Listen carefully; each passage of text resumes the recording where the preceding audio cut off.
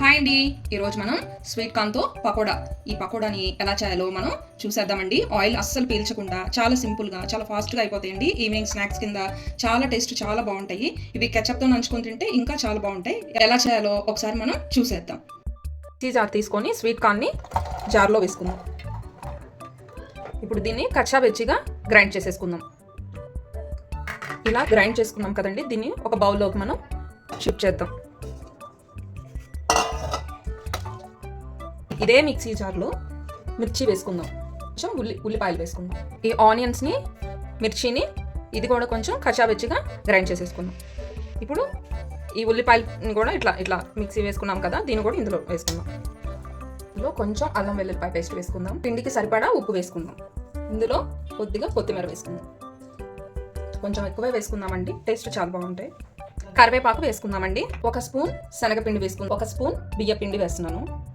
ఇప్పుడు ఈ మొత్తాన్ని ఒకసారి మనం కలిపేసుకుందాం.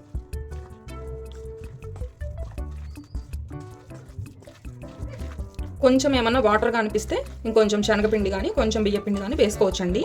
మరి వాటర్గా ఉంటే ఆయిల్ పీలుస్తుంది. ఇట్లా కలిపేసుకోవాలి. ఇంత కొంచెం గట్టిగా ఉంటేనే ఆయిల్ పీల్చుకోదండి. కొంచెం ఏమైనా లూజ్ అనిపిస్తే ఇంకొక స్పూన్ శనగపిండి కానీ బియ్యపిండి కానీ వేసుకోవచ్చు. ఇప్పుడు మనం ఆయిల్ పెట్టేసుకొని వేడి చేసేసుకొని పకోడీలాగా కానీ, పకోడీలాగా ఇష్టం లేకపోతే ఇట్లా ఇట్లా వేసుకొని వడలైనా వేసుకోవచ్చు. నేను చూపిస్తాను ఎలా వేసుకోవాలో. ఆయిల్ ఇప్పుడు కొంచెం హీట్ అయిందండి. ఇప్పుడు మనం వడలు వేసుకుందాం. ఇలా ఒక బటర్ పేపర్ తీసుకుందాం. బటర్ పేపర్ లేకపోయినా ఒక లగేజ్ కవర్ అయినా తీసుకొని అందులో మనం వడల్లాగా ఒత్తుకొని వేసుకుందాము. ఇప్పుడు ఇలా వడల్లాగా ఒత్తుకొని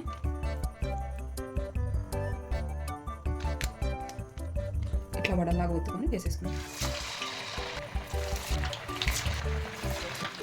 వెంటనే కలబెట్టద్దండి, కొంచెం ఇలా ఈ కలర్ రాగానే, గోల్డెన్ కలర్ రాగానే ఇప్పుడు తీసేద్దాం. అలా ఫాస్ట్గా వేగిపోతాయండి, చూసుకోండి.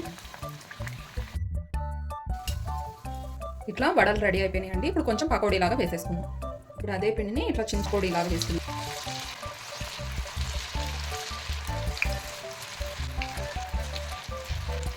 ఒక్కసారి కలుపుకుందామండి. వేసిన వెంటనే కలపొద్దు, కొంచెం టైం తీసుకొని కలిపితే అద్దుకోకుండా బాగా నీట్గా వస్తుంది. వడలు ఒత్తుకోవడం లేట్ అవుతుంది అనుకుంటే ఇలా చక్కగా పకోడీలాగా వేసేసుకొని ఇంకా ఈజీగా చేసేయచ్చు. ఇప్పుడు ఈ గోల్డెన్ షేడ్ వచ్చినాయి కదండి, వేగిపోయినాయి, తీసేద్దాం. ఇవి